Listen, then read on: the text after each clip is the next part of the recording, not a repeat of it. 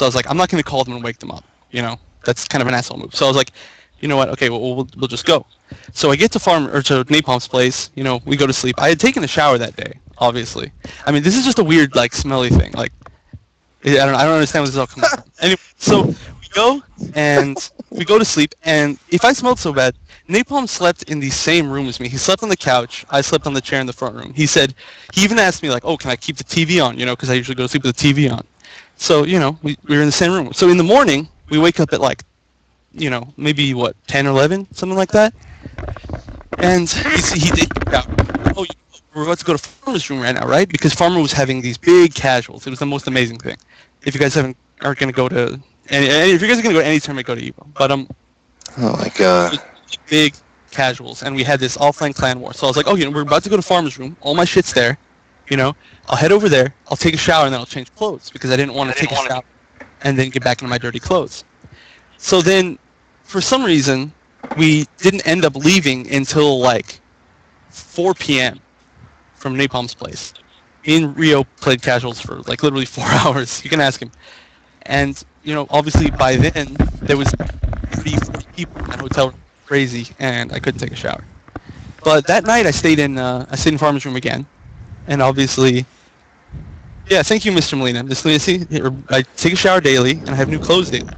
It's just, you know, I didn't have my clothes for that one night, but I showered. I mean, you're making up weird things, like obviously I did something. Okay, so why were you, if you got your clothes Saturday night, whenever it was, how come you wore the same shit on Sunday? I wasn't. You maybe. Yeah, you were, dude. I have a lot of the same types of clothes. I didn't even fucking notice because I didn't fucking give a shit at the time. Fucking Rio fucking pointed it out to me. Well, I mean, maybe he got confused. I have a lot of the same types dude, of clothes. nobody fucking got confused, dude. Wait, so what the fuck is the point of the story right now? Just the fact that you didn't take a shower, you smelled or some shit? Is that the point of the fucking story? Okay, here's what's been happening. Since then, basically Napalm has been following me on Twitter. And I'm not fucking following me, dude. No, I mean, that's literally a term. Following on Twitter. It means I'm on your timeline. So, when I post something, he will respond. I have not said anything to him, and he responds. For instance, I was like, okay, this is a direct line, right? I said, I'm going to take a nap. Nobody call me for a few hours. You know? Okay, whatever. That's a normal tweet. And he replies out of nowhere. I didn't say anything to him. He replies, as if anybody would care enough to call you, you fat fuck. Like, what's up with that? He's been doing shit like that for a year. It has been a year, and he does it to this day. To this day. There have been at least 8 times that he's done it. Now you got to ask yourself this, though. Why? That's what I want to know. Okay, this is why. I'll tell you why. It's because I came to you and brought you to VVV, and you had an opportunity to be a sponsored player. But before you even joined VVV, I told you that you have to perform to get the sponsorship. You're not going to just join VVV and scrub it up in the tournaments you play in and get sponsored. So after Evo, after you lost your VVV shirt, wait. After you didn't make it out of pools. Let me explain the shirt thing. When I went, we went to Silence Place. I believe it was Saturday night before Sunday morning, and what happened was what's his name, Marvaz, or Spunky Poodle now at Evo. A lot of people know Marvaz. He's part of the 88s. He accidentally took my shirt. He accidentally took some of my stuff. I don't care why you lost it, dude, or why it was taken. But the point is, dude, I took a chance without knowing you personally, and you expecting to get fucking sponsored out of all this when you can't make it out of pools anywhere except for your little local tournaments, and pretty much made me look like a fucking dick for bringing you onto VVV. So this is okay. This is why you've been angry with me this whole time. I see. I'm sorry that I performed badly at Evo. No, it's not even that, dude. It's that, losing your shirt, your fucking hygiene, everything, dude. And all that together, like, I don't want to... If I was running a team, I wouldn't want that anyone near me, dude. Let me address the doing badly Evo thing. I played badly. I made no excuses. That was a very bad tournament for me. I'm sorry if you were disappointed in my play, but I didn't care about your play. It's well, I mean, no, you just, combined with everything else. Okay, I mean, I don't know. You're making up weird things about me smelling. I've never had anybody else. It's not making up anything, dude. Like I said, I can go wake my wife up and bring her out here, and fucking. So you're going to wait. So because I mean, the situation ain't getting any cleaner. You're going to be coming to Evo. Yeah, who's going to Evo there? Who's coming to Evo? Well, three of us. Natish, you're not, right? No, I'm not going. The other two, us three are. I will bring you soap. I will bring you. What kind of soap do you want? You want Dove? Dove? It's good because if you got that crunchy shit going on the knees, it's got that moisturizer in it. I bring you Irish Spring if you want. I got so many soaps for you. And then you know what? It'll put at least that part of this to rest. The other part of it, as far as how you guys interacted with one another, I can't do nothing about that. I can't say that. When somebody, and this goes out to everybody in the community, when somebody goes out of their way to do something, don't feel it's obligated or you're owed it. Show the person at least respect. If you see, I mean, you don't have to have but maybe, I don't know, a 3rd or 4th grade education to say like, wow, this guy's kind of getting pissed at me. Maybe I did something. I mean, you already said that he's been on your ass for a long time. So that's that stalker shit, man. So I mean, if he's been on your ass, it would have been more advantageous for you to say, hey, look, dude, well, why are you so pissed at me? I have actually. That's what I just did. Just like I did the same thing that happened right now, and he said the same thing. He's like, I'm just too disgusted with you, and you're a gross fat, motherfucker, and shit like that. Like, I have not done anything. You see, like I have asked him multiple times, like, what have I done wrong? I'm not the one instigating this. I haven't spoken to him. I haven't initiated a conversation with him for a year.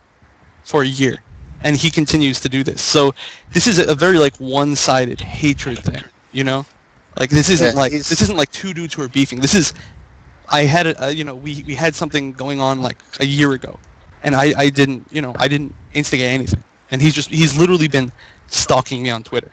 That's the only way you can put it. Yeah, for a year. I mean, I can look right now at the last time that he spoke to me on Twitter, which was. Oh, I'd say some bullshit too. Maybe once a month, once every couple months. Nothing for about multiple 6 times months. a month for a year. Talking, dude. For an entire year. Dude, you're a fucking liar, bro. No, I mean I have it right here. It's all on my Twitter account. I can link to you guys. Should I link it in stream chat? I can go down through all the different times that you've done it. God damn, that's a lot of fucking time. Dude, it's been an entire year, and I haven't spoken to you. Have I initiated a conversation with you even once within the year?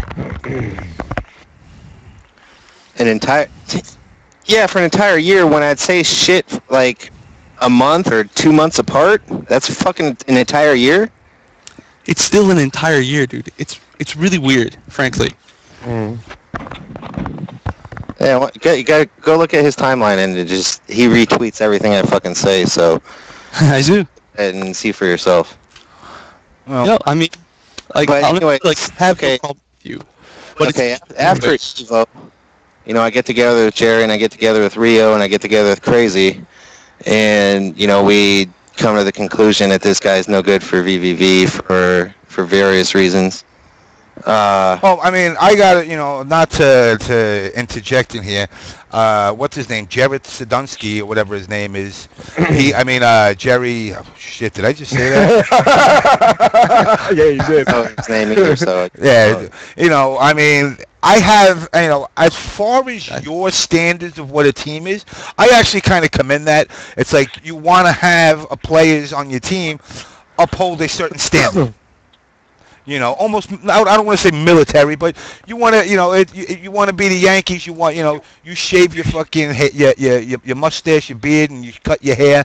You look respectable, and you act the certain role. From what I'm gathering, you feel that obviously from the bathing and how he was treated, how he acted, he obviously didn't fit that role in what you perceive VVV to actually be, or at least the MK9 team, especially when you're trying to build a team. Right. And it's reflected. Everybody is reflected on how the team is perceived. Well, I mean, let me speak about that. I have no issue with being removed from VVV. But that's as far as it should go. It's a purely professional thing. That's as far as it should go. Well, you did have an issue because you bullshitted and made posts on TYM, made posts on MKU, saying what kind of joke of a team lets go a player without even letting them know. Okay. Here's what happened. I made a post. It is still there. It is still closed. I said I did not know what I did to be removed because even you didn't even tell me. Crazy had to tell me that I was removed. And what happened, I had to tell Crazy to tell you. Did you have a phone last year? Did you have a cell phone last year?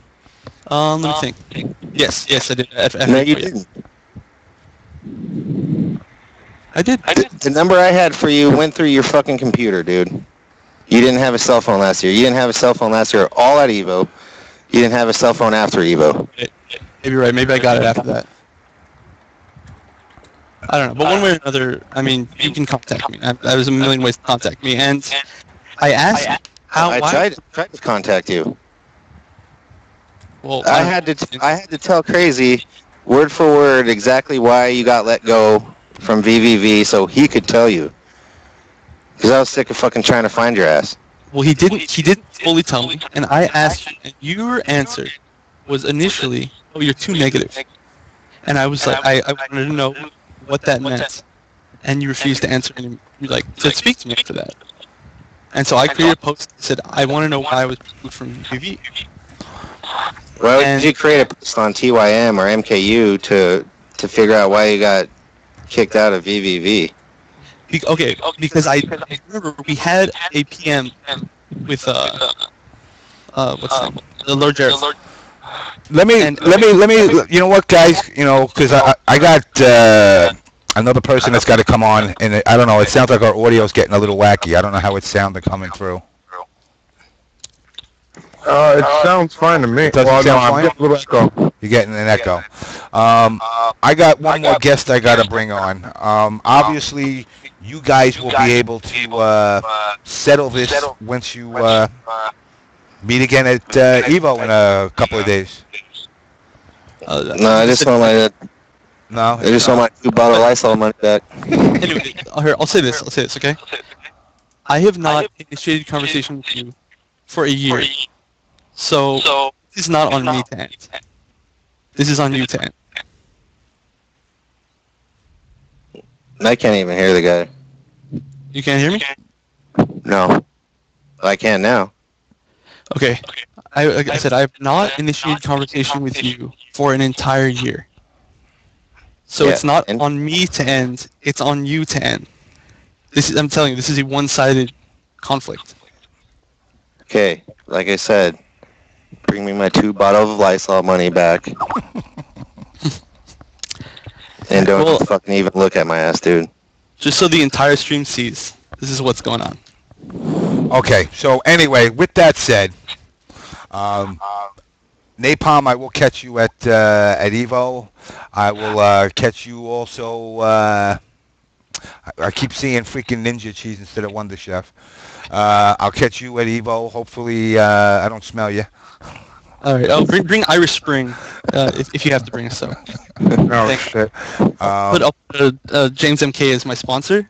He's my soap sponsor. You guys will, if you guys want to stick it out and hang in there and listen, or if you want it, you might want to chime in. I'm gonna have Triforce on in a second, but before I do put Triforce on, I want to ask Napalm and Wonder Chef a very simple question about VVV. Is VVV an esports team? Yeah. Okay. Yes. Okay. I needed to know that for obvious reasons. of what's transpiring with certain players and whatnot. So it is an esports team. Do they actually have product? Yeah. So they have What product. do you mean by product? Like, can I go and say, hey, I want to go buy a VVV hat, a VVV T-shirt, I don't know, wristbands or something if I feel Yeah. 70s? Okay, so they are, and that's something important to know for other players that who've been under contracts or who's departed from them and want to compete still just as themselves. But with that said, I got to get this other guy, Triforce, in here now. You guys are more than welcome to hang. I'm going to take it. You know what I'm going to do? I'm going to do this. I am going to mute this down for a second. Well, actually, before you do that, I wanted to say something. Go ahead, man. I just want to update everybody over here. Guys, in case you haven't figured this out yet, this is not a show about top 5, who the goddamn best characters in the fucking game is, who the worst is. This is about real shit, real talk, well, outside gaming. This is not just specifically the MK community. We are going outside MK community. This is going towards Capcom. This is going toward everybody.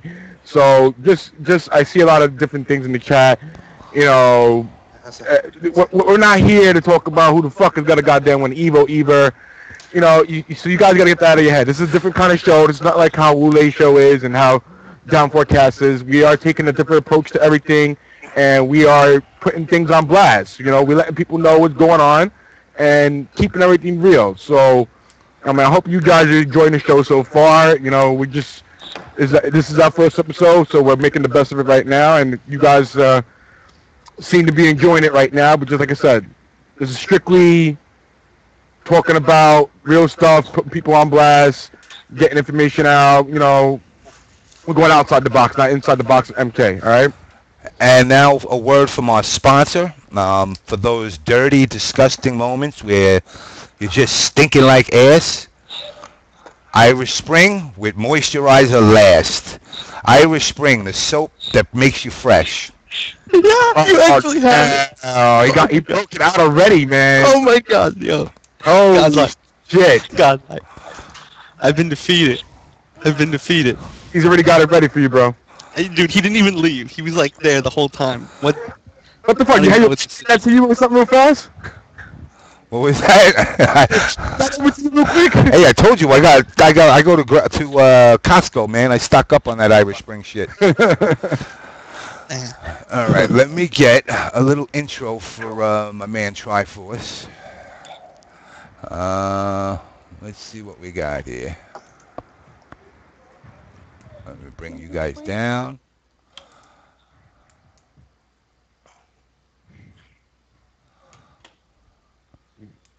We're about to have the Emperor come on.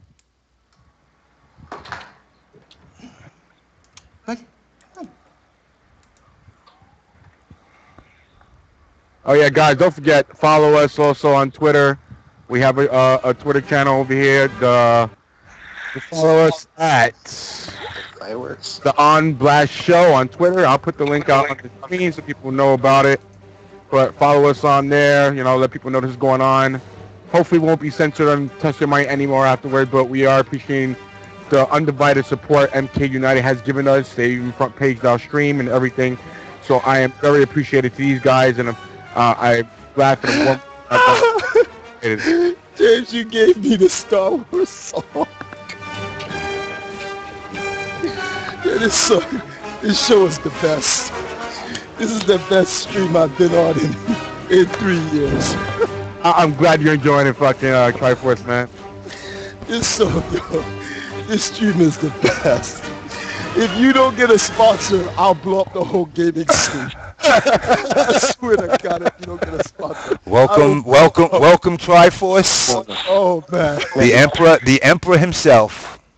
Oh man, you guys are too much. We're over here crying inside the house, yo. You had an Irish Spring bar on deck. That's ridiculous. You really need to contact that company right now. Irish Spring on their desk.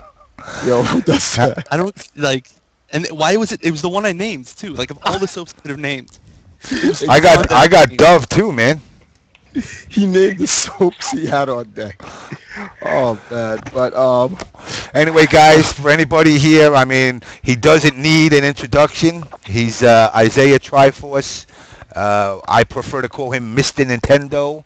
He's the founder and runner of Empire Arcadia, a promoting group that's out to get the talented players' names recognized and out there.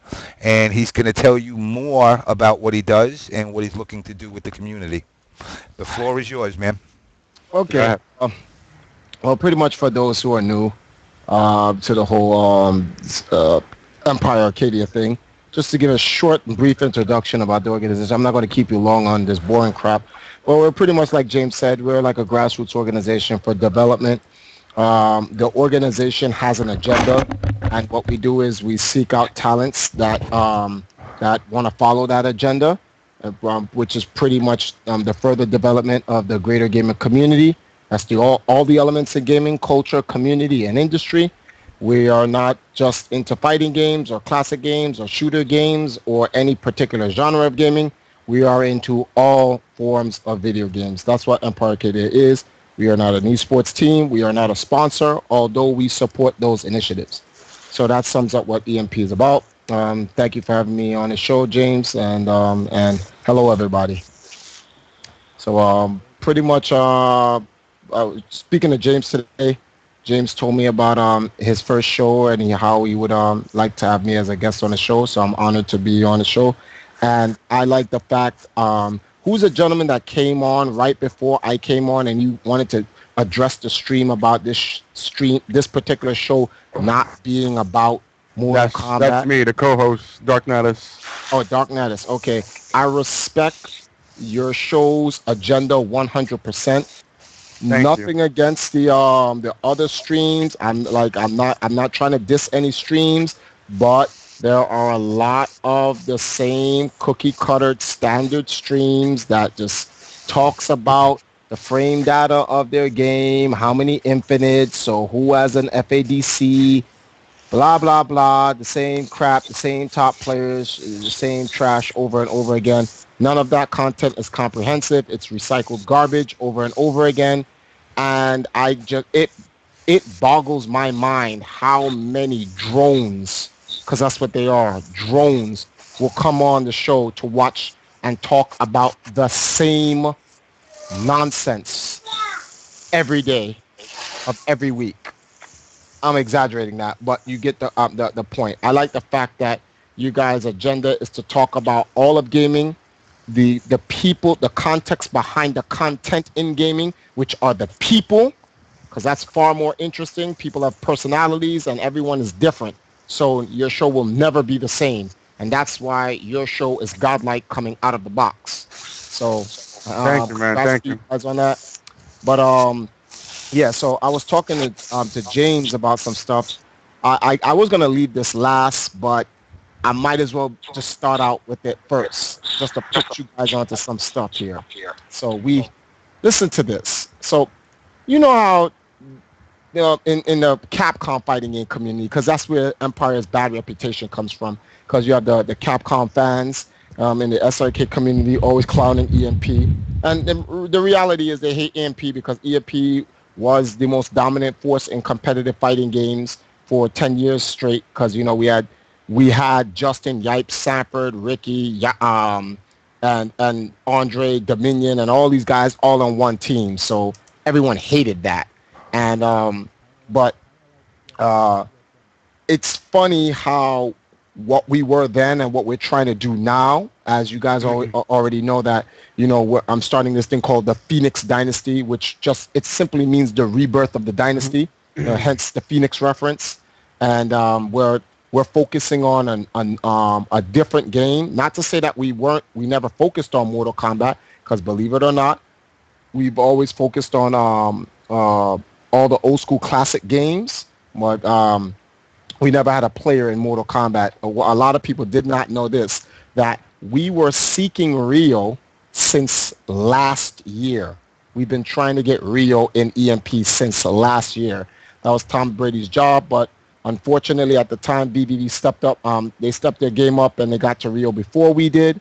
But due to Rio's, he's not happy with the whole esports scene. He just wants to work from a community standpoint with his community VSM and get back to his roots. He said that EMP as a development company fit more of what he's trying to do in gaming. So fortunately for us, we now have Rio, and we have Maxter, and we have Detroit Bolin, who's also a part of EMP with Perfect Legend and Tom Brady. Ballin. I'm sorry, I said Bolin. I apologize. Detroit Ballin. Actually, just keep calling him Detroit Bolin. That's a much better name. I'm gonna call him Detroit. So now that we have them, we have the whole the new dynasty running up, and next week, it's been official. We have something going on with Guinness, where Rio, Detroit, Maxter, and all the guys that's in Empire Arcade will be a part of a great Guinness moment, perhaps the greatest moment in competitive gaming history. I don't want to spoil it, so I'm going to leave it alone. I'll just take a picture of it, and I'll probably be on your stream next week, James, about it. Okay. Right before we go. So I'll definitely like to make that announcement on your stream. But the whole thing I'm bringing up about the whole competitive gaming scene is that a lot of people give EMP flack about how we're this illegitimate organization and we are shady and all this other nonsense, and how no one respects us. So I'm gonna put you guys onto a story. This story is nuts. So I'm just gonna read it to you. So some of you guys may know this. So this comes from the Netherlands, right? Netherlands law enforcement agencies arrest 2 citizens of Russia. Among them, as it became known, Fontanka, well-known figure in esports, Dmitry, the known online as Dima DDD1MS Bold. He's the owner and leader of Moscow 5, which is a League of Legends pro team, the top of the brass. They're the top 3 teams because you have them, Counterlogic, and this other team, I forgot about who they are. Right now, this gets better. Which is the curate from the March of this year, is the head of a VTB development organization. Sergio, son of the Speaker of the Federation Council. The essence of the charges has not been disclosed yet, but there's reason to believe that the detention of the Russian citizens is a part of a hands-free operation of the FBI cyber crime, in which a few days earlier had been arrested 24 suspects in 13 countries around the world.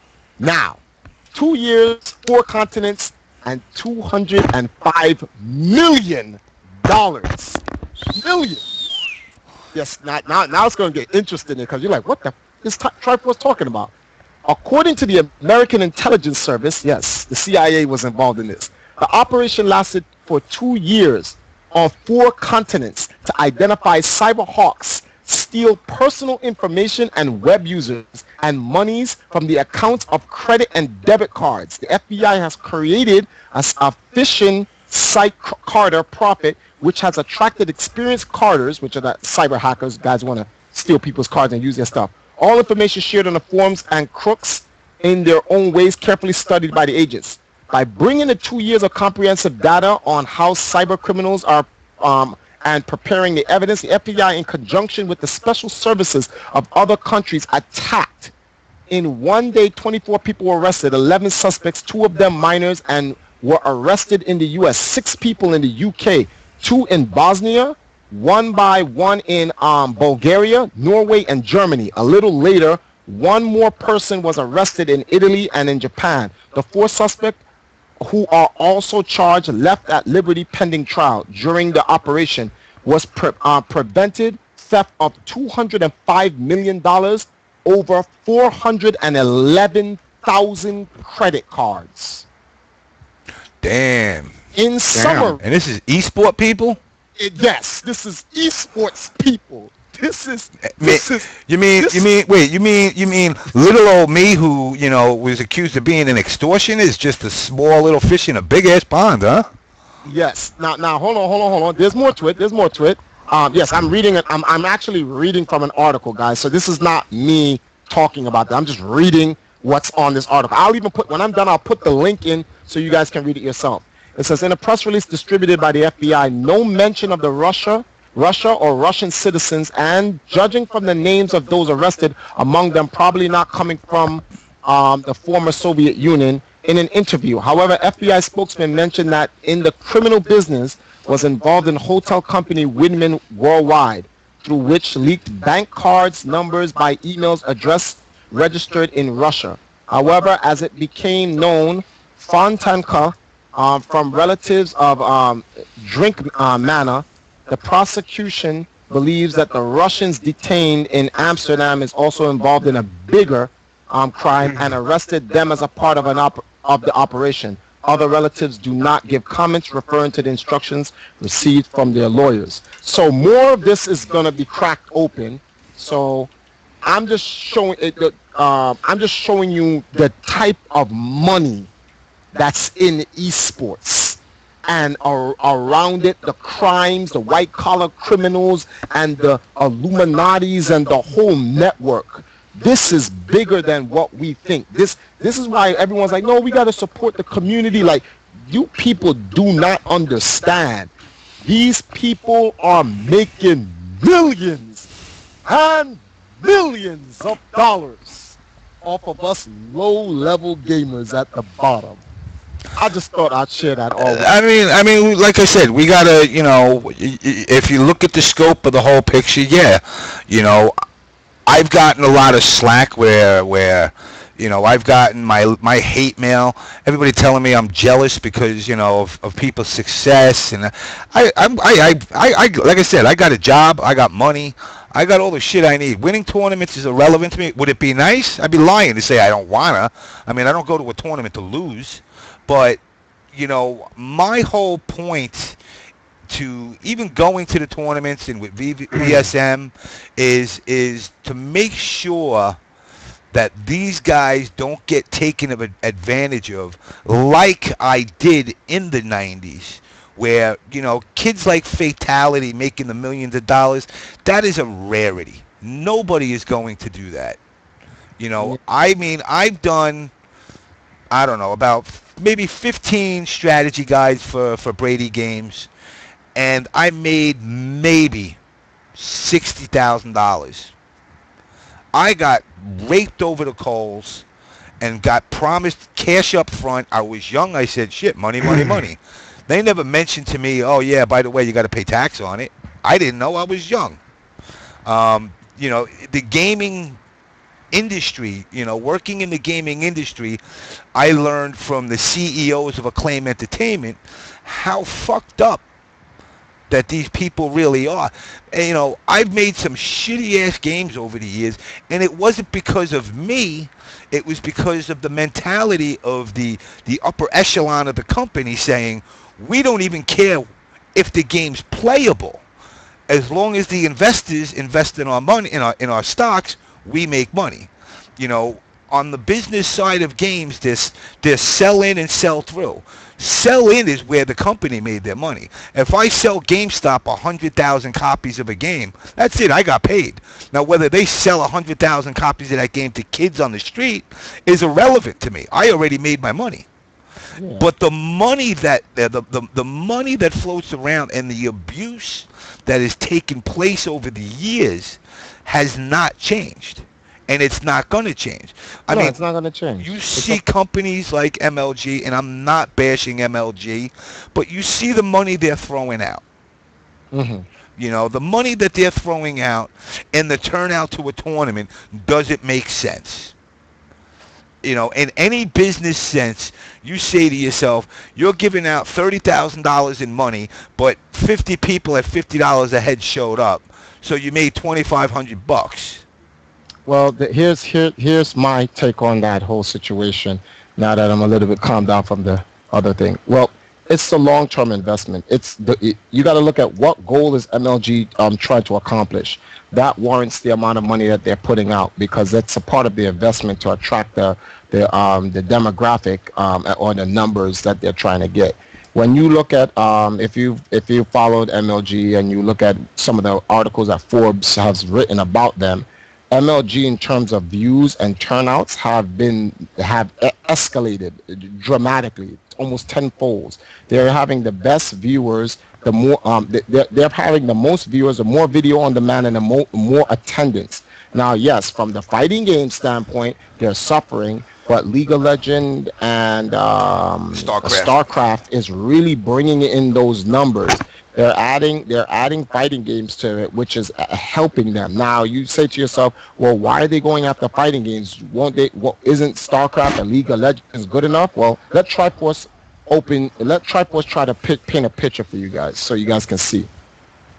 The reality is, competitive gaming has to go to network television or some form of media for the investment of this to even make sense. This is why when you look at one of their 3 partners, I put out on Twitter one time. I'm gonna go to my my Facebook, my Twitter right now. I posted this a little bit. This was earlier in the daytime, and a lot of people didn't get what I was trying to actually say with this Twitter. I don't know how people missed it, but yeah. So I said something about MLG being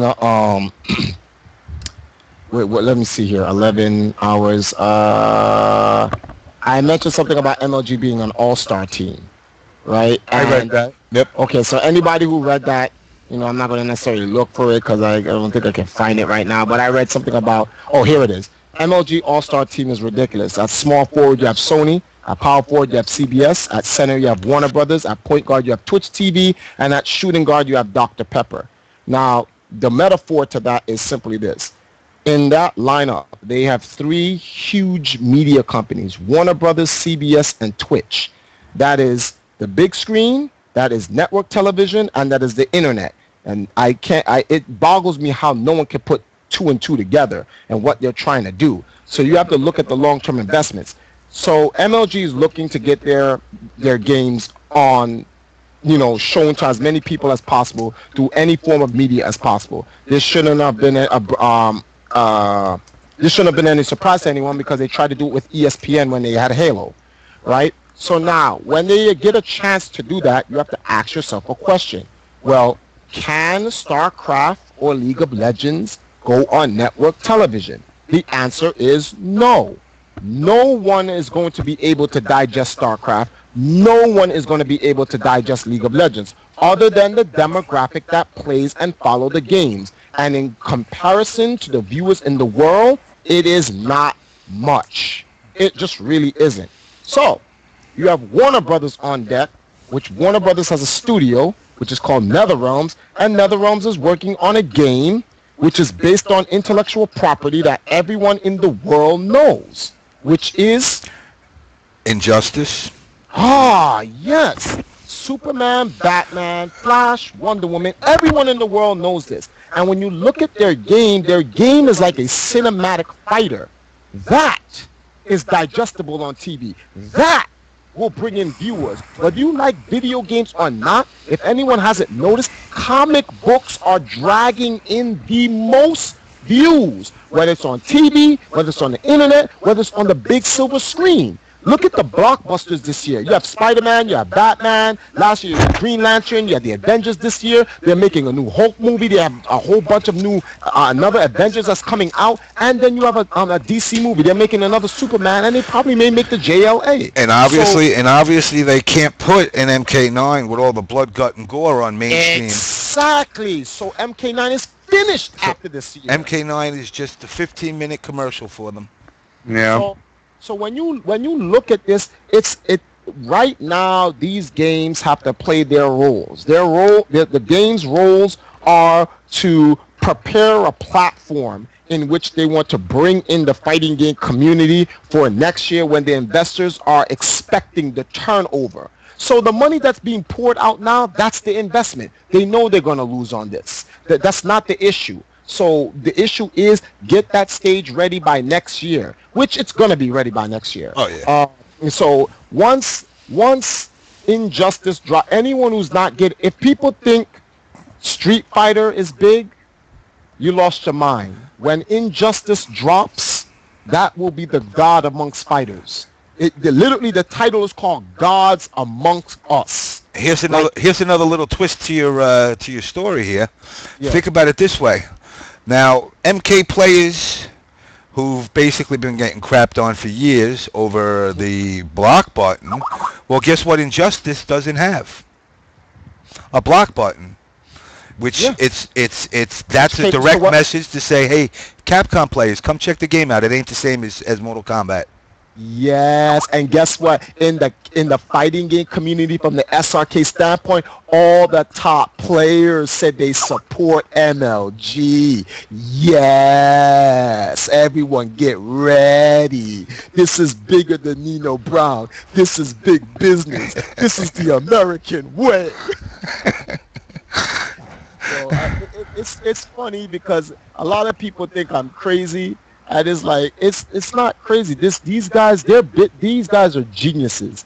They know what they're doing, and people need to just accept the esports for what it is. Like esports is not here to hurt anyone. Yes, you may not agree with their business methods, but this is how the machine works. This is how the machine gets more money poured into the scene. This is how the machine sets up real jobs to create that fantasy of becoming a pro gamer. You cannot become a pro gamer in the community. You cannot.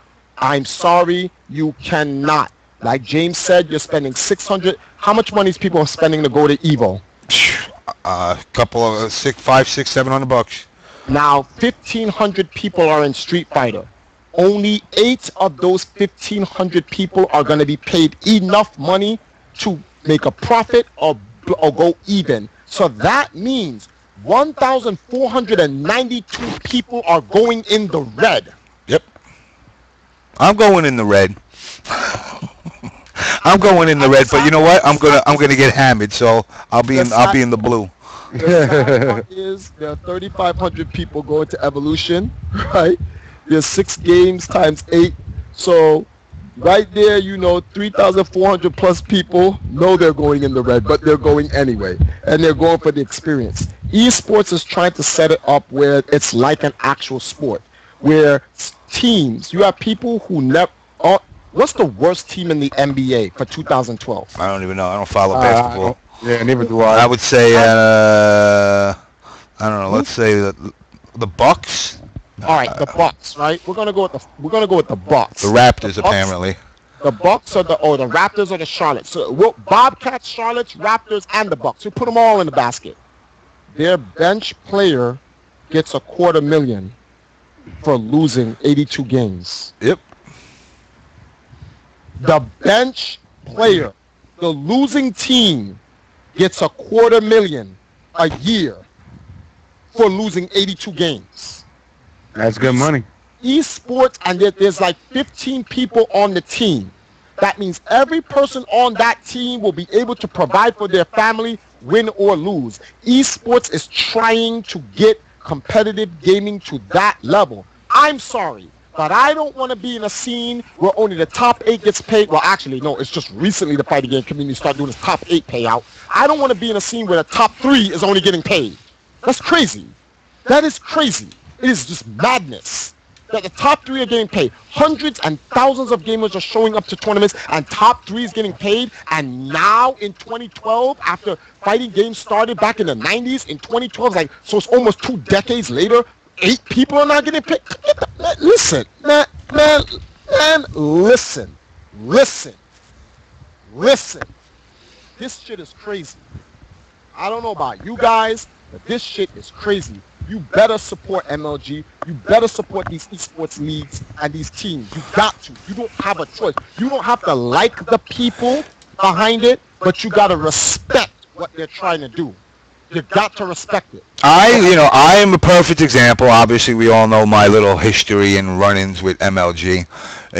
I have always supported MLG for what it's attempting to do. Do I disagree with some of the directions they go and the methods of course. But the end game, which is trying to bring competitive gaming to a level which, let's be realistic, if you have a choice between watching the Yankees, the Giants, or CD Jr. on TV playing Mortal Kombat, sorry Junior, but you're not going to get the pick of the three. It's never going to have that effect. But it will have a following, you know, where a TV channel like G4 could pick up MLG and run MLG tournaments and have it live on TV. You will obviously be able to see more of it on the web. I don't understand how their web method, which is, you know, the medium stream, which is quality, is like almost crystal perfect, is free. So I really don't even have a need to go pay for the one up level. But you know, there's a lot of stuff they're doing positive. There is some negative, but at the end of the day, I do want them to succeed. It's just a matter of how long. I mean, I'm already getting close to that 50 mark, and I don't think I'll be able to pick a controller up at 100. That's true. James, can you imagine, let's say they have a movie in the work, right, with the whole, you know, the DC characters, and they have a world premiere launch at MLG Opener 2012, MLG Winter, of, Injustice, both the movie and the game, as a world premiere. And then G4 TV gets involved, and then the San Diego and New York Comic Cons get involved, and Warner Brothers is at the helm. Do you see how all of this links to the amount of money, the potential in the money? Where someone posted in your stream, but MLG is losing money, and they're not a profitable company. And then someone intelligently posted, MLG's profit is an expansion. And if you're a company that's just looking to make money and you're not looking to expand, you are not going to survive. Expansion that's how you win the game, because when you expand, the more avenues you open up, the more markets you create. The more markets you create, if you fail making money in one area, you can make money in another. That's why companies like Microsoft, that's why companies like Sony can live when one department is failing, because they can just pull money from another. Huge corporate conglomerates do that. CBS Interactive is a huge corporate conglomerate. It has an umbrella of other CBS companies underneath it. And that's why these major billion-dollar companies can survive. MLG is trying to put themselves in the very same position. And to be very honest with you, they're gonna succeed at what they're doing. They are. I mean, I don't know. Let me ask you this. You know, I didn't go to Anaheim. I don't know. I mean, how was the Columbus compared to Anaheim? How was the overall scene, the picture? You went to both, correct? Yes, I went to both. I'm going to be very honest with you, and I'm not saying this because I'm trying to ride MLG. Anaheim blows Ohio out of Ohio in the garbage. Bitch, please! I was there. I was in Columbus. That's why it was better. Yeah, first of all, they had more space. That's number one. Number two, they fit the place was so big, they fit the Gunnar bus into the building. The Gunnar bus fit in the building. They didn't have it outside. They drove the bus inside. It was 200. It's like a big tour bus for those of you who don't know. Yes, it was a huge tour bus. So think of it like one of those Greyhound buses. That's literally what it was. A Greyhound bus was in the venue and was a part of the event. Now, you know what the sad part is, James? They still had at least 50,000 square feet to spare. The venue was 300,000 square feet. They only used 250,000 of it. So we can actually say that it underperformed for what they thought. I'm sure. I'm sure they would. I mean, they would have much rather, because I remember hearing MLG Adam talk about, you know, going from 100,000 cubic square feet to 200,000, and I was like, you know, they're just in. I don't even think there's enough gamers in the fucking universe to fit that many. But believe it or not, in the middle, in the centerpiece of the entire event, they put up in the front. Up in the back, because the front's when you enter. In the back, they put StarCraft, and right behind them, they had League of Legends. And those two communities alone filled out 75% of the venue. Just those two communities alone. They gave the fighting games the left wing, and I don't know what was fitting all the way over the right wing, much like Ohio. I don't know if the right wing was League of Legends, the left wing was Fighters, and the center was StarCraft. No. Because in Anaheim. Yeah, at Anaheim. Yeah. No, StarCraft wasn't StarCraft. No. Was League of Legends though they got on the they played the grand finals on the main the middle screen because StarCraft was done at that point, but they were still playing all the way over on the right. It was really sick booths. It was five person like soundproof booths, just like they have for StarCraft, but for 5 people. So it was them on the right, us on the left, center was StarCraft. All right, then you're right because James. Listen to this. The place was so huge. I never went on the right side of the venue. Damn. That's why I didn't know. He just told me that. I didn't even know that, and I was there. I didn't go on the right side of the venue. That's how big the place was.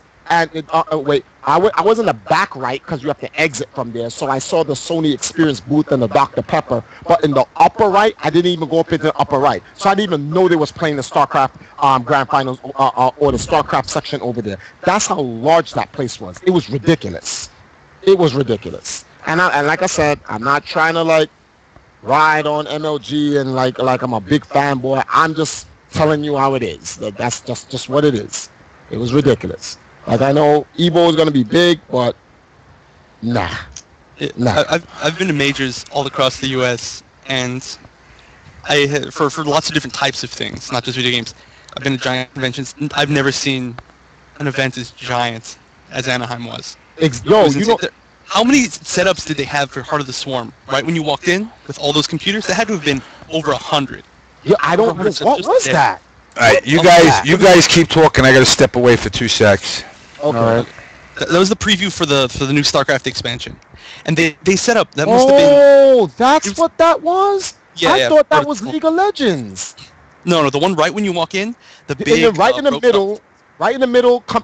middle as you walk in. That was part of the what? The heart of the what? Heart of the Swarm. It was strictly a preview station for the new expansion for StarCraft. That's more room than most majors. Like just the room for that was more room than most majors have for the entire thing. Yo, real rap. I'm not even gonna lie. Correct me if I'm wrong. That area, just the beginning, Heart of the Swarm, was the size of CEO. Damn. I didn't go to CEO, but it was like I said, it was like the size of many majors that I've been to. I looked at CEO when they showed the camera of because CEO actually put the camera on the competitors in the ring so you could see the entire venue, and the size of CEO was just the Heart of the Swarm section. So when you actually it tells you the size. If you guys want to know what it is, you can go online. Square feet, 250,000 square feet. That's literally what it was. 250, 250,000 square feet. I am not playing around. 250,000 square feet. Then they got MLG had put out this article about the views that they got, and they broke the record where they had like 4 million something views or something like that. I don't know what the stats were, but it's on MLG's website, and they were actually, I will tell you what. I got the stats right here. I'm gonna read these stats off to you guys. Let me go industry because I keep the stats. Hopefully this is. Oh, actually, someone's got their speaker on. So if you have your speaker on, you're gonna hear this echo. So you need to turn up the speaker or plug in your headset. Whoever has a speaker on. Oh, good. Yeah, so that was someone's cell phone? I don't know. Oh, okay, well, whatever the case is. I mute my mic when I don't talk, so it's not me. Oh, okay. Well, someone turned it down, so that's good. Actually, I cannot find it, but it was online. They were talking about all the stuff about the numbers that they had, and MLG broke the record and all this other stuff. So you can tell now the reason why I'm trying to find those numbers, MLG Anaheim. Okay, MLG Anaheim viewers. There we go. View count. There we go. There's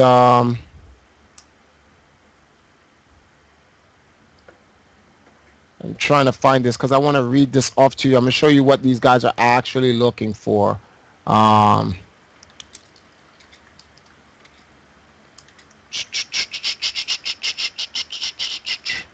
Okay.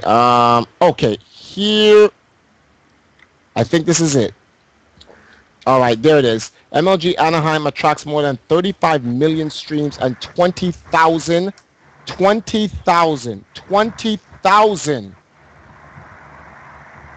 attendees. Wow. 20,000 attendees. I'm not talking about people viewing the stream. The attendees, 20,000. In fact, there's a picture, and this picture is OD. Evo will never come close to that shit.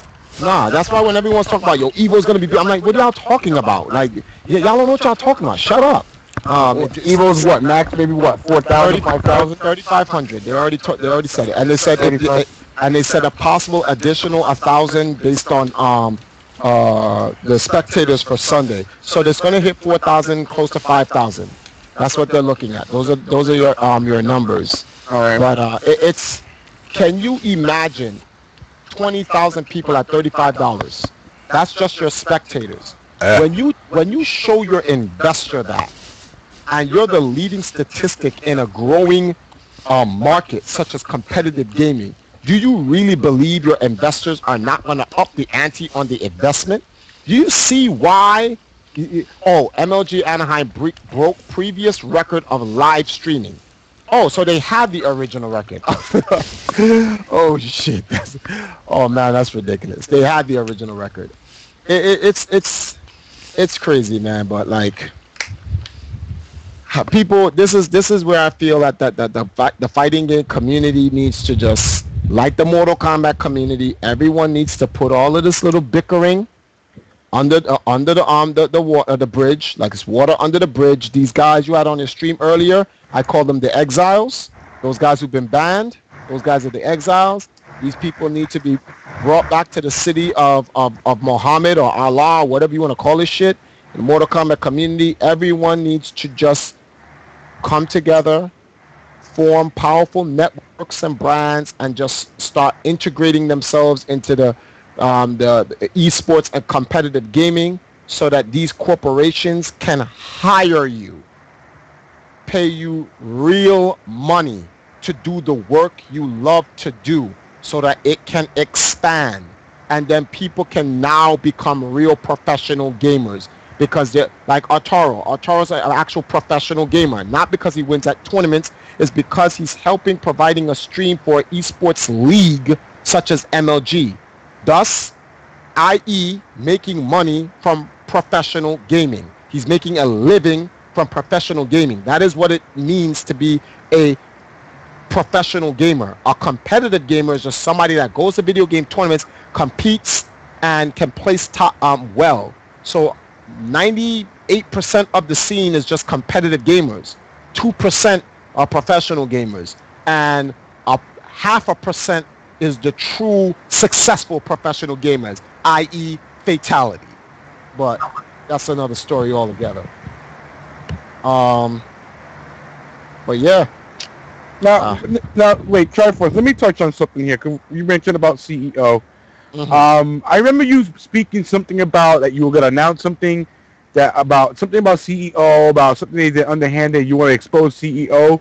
Now, did you ever get a chance to do that, or on your own stream, or what? Because I never got a chance to catch that.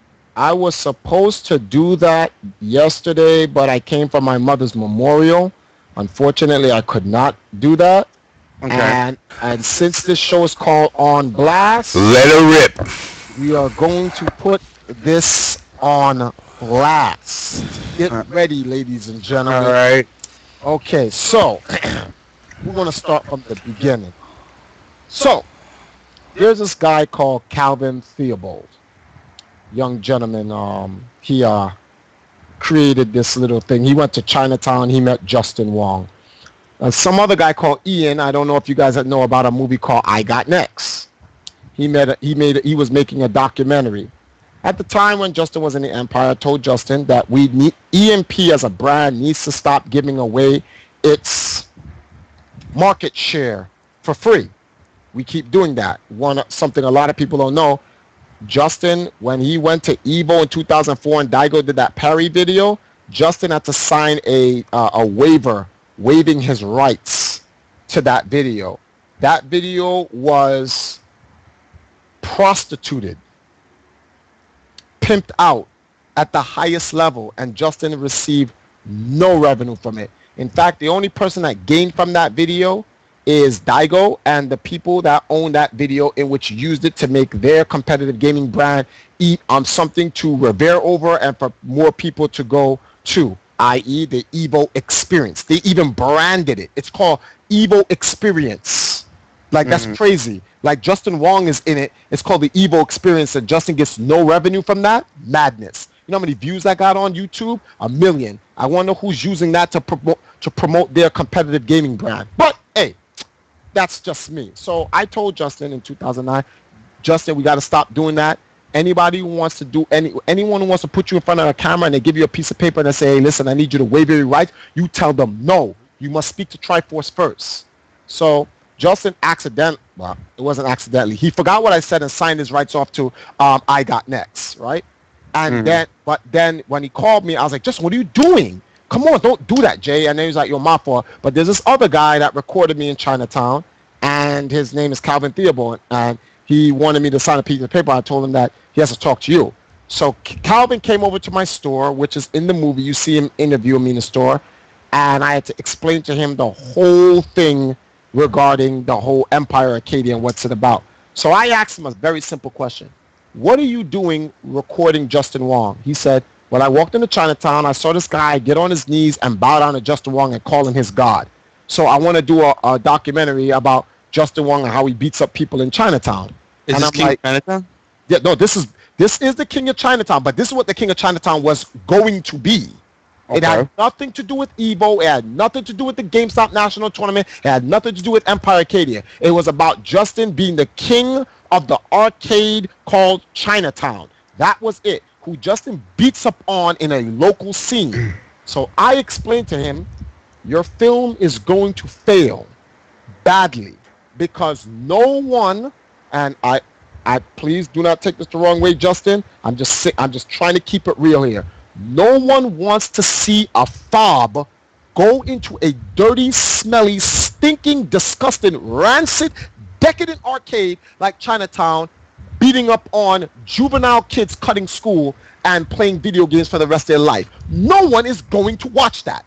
That is real talk. No one is going to watch that trash. So I told that to Calvin in his face. So Calvin was like, you got a point. So what do you suggest? I said, I want to take you into a world called EMP, where it showcases our agenda. So he says, what's your agenda? I said, we're a development organization that's taking these young kids off the street who want to expand and polish their talents in gaming and put themselves in line sight with the industry where they can be hired for their talents, their personalities, and things of that nature concerning gaming. And what has nothing to do with the competitive element. The competitive element is they were already godlike before they joined EMP. They don't need to join EMP if they want to go win a tournament. They can just go win a tournament on their own. That's not what it's about. So he's like, wow, that's a great idea. So I said to him, the story not only has a professional standpoint to it, as a personal standpoint to it, and as a moral standpoint to it. So he says, explain that. So I said, you get to break into the video game industry, see all these corporations that have millions of dollars and how competitive gaming is a growing market. On the personal level, you get to see me and Justin, who are friends, work together from a community standpoint to try to establish a company, and the personal struggles that we're going through in life. Much like the movie The Lords of Dogtown. Anyone seen that skateboard movie? The Lords of Dogtown, how skateboarding became a professional sport and the struggles that those guys went through before it became the X Games? If you haven't, you need to go see that. And then on the moral standpoint, how loyalty got us so far. He said he loved that. He said, I love that storyline. He said, but I don't know where to go. I said, you don't need to go anywhere. Follow me. Just turn on your camera. I will tell you where to go, where to point, who to look at, and I will give you the storyline behind it. He said, but I don't know enough about it. So I said, then I will narrate the movie, which is why in the movie I narrate the entire movie, because the director did not know what to do or what to tape. He did not know. He was foreign to the scene. So for anyone who's ever wondering, well, why is Triforce narrating the movie? Because the director did not know what's going on. So I'm the one telling you where to go, what to do, what's it about, what's going on. So he said, okay, fine. So then he makes a trailer, right? And the first trailer says, in association with Empire Arcadia. But the minute Justin leaves Empire Arcadia, he makes a secondary trailer and removes Empire Arcadia off of the creative directing rights to it and says, in association with Indie Pix, removing Empire Arcadia from the scene as if we didn't put him on. He's acting like he's putting us on. So I told Justin, hey, listen, don't go to final round. Go to the GameStop Nationals. GameStop was having a national tournament, and the winner of the tournament was a Street Fighter 4 arcade system.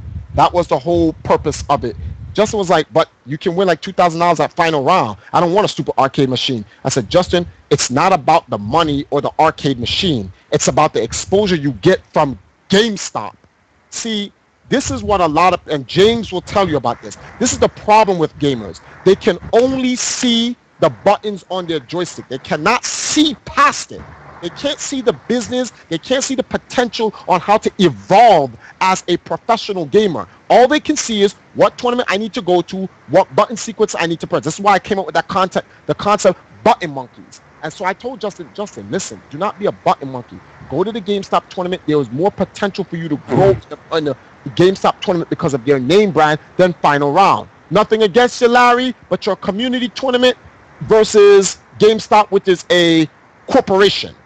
I'm not trying to diss you. I'm just trying to look what's in the best interest of Justin Wong, i.e. the development of Justin Wong. So Justin goes, okay. He ends up going to the GameStop tournament. Justin wins the tournament. G4 TV interviews him. Blah, blah, blah. He starts to blow up. So Calvin goes, hey, Triforce, I need you to sign this waiver. So I looked at him, and I'm like, really? You want me to sign the waiver? You got to be shitting me. I ain't signing shit. So he's like, but this is coming out to be like, why we can't do this? I'm like, this is a great story we have here. I'm like, because I want you to make money off of this, but you're using the community. He's like, excuse me? He's like, but like, I want to do this and put this in my school for a film festival. So I'm like, in my mind, I'm like, does this guy think I'm an idiot? So I'm like, listen, if you're not going to make money with this film, I don't want to be anything. I don't want to have anything to do with it. Straight up. So he's like, so what you going to do with the money? Invest back into the community. That's how business works. You take money, you spend it to make money. When you get that money, you reinvest it in what's making money so that the money keeps coming back. It's called residual income. Like, I don't understand, but like everyone calls me the idiot, but like no one else gets that. Or actually, other people get it, but they don't want the community to learn that, because once they know, they lose money. So you have to keep everyone ignorant so you can make money. That's how they go. Me, I'm not like that. Our goal is to develop the community. So we need to educate the gamers. That's why we're a development company, so that they can learn better, so that they themselves can evolve. That's the whole point. So now he goes, okay, so what you want? I said, I want 15% standard. I'm not being greedy, although I'm the one directing the whole movie. I'm not being greedy. Give me 15%. That's all I want. What I want to do with my 15%, I wanted to make sure Chinatown stayed where it was. A lot of people didn't even know that. I wanted to use the money to keep Chinatown Fair open in New York City as a landmark, and then start making documentaries out of it, because I was going to pitch the King of Chinatown movie to MTV, to have MTV do a reality show, a constant reality show out of Chinatown Fair.